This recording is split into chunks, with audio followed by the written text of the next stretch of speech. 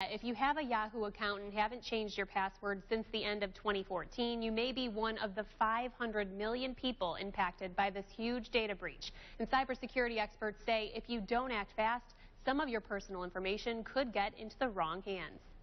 It's a little disheartening, yeah. Like many of you, George Chamberlain uses his email account for everything from banking to personal conversations between friends.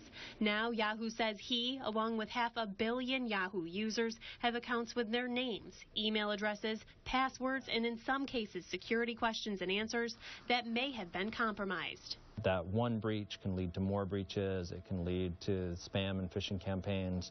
And so that's where the real threat here is. Wright tells me this breach is not the work of a cyber criminal, but rather much more experienced hackers. He says experienced enough that the breach went unnoticed by Yahoo for nearly 2 years. These are going to be more sophisticated attackers.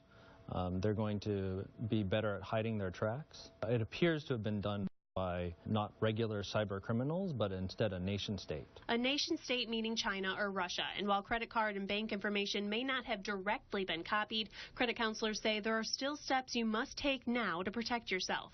Right now, I would recommend changing your password to something longer and random. Monitor their statements. Look for any unusual activity. Contact credit bureaus if there have been any unusual activity, and put a security freeze so no further damage can be done. For Chamberlain, this wasn't just a breach of information, but also a breach of trust. It kind of puts you in a position where you're like, how can you trust anything anymore? And what information do you really do online anymore?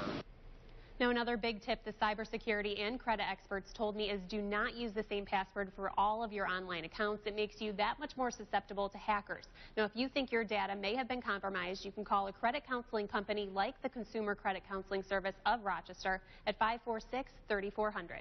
Brianna DiPilato, News 10 NBC.